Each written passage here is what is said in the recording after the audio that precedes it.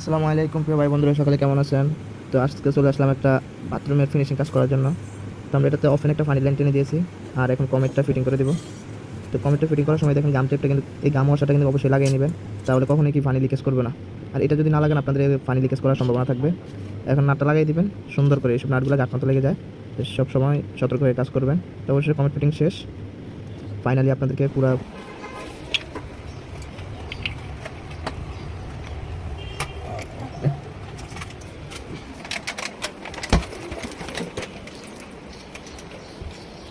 অবশেষে আমাদের কাজ কমপ্লিট।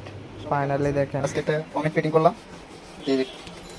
এটা হলো চায়না কমেট, আর এই বাথরুমের লাইনটা এটা ওপেন ওয়ারিং হয়েছে। এই দেখেন এখানে একটা টাওয়েল দিয়ে দিছে, এখান থেকে পানির লাইন নামছে উপর থেকে, একটা ঠান্ডা লাইন।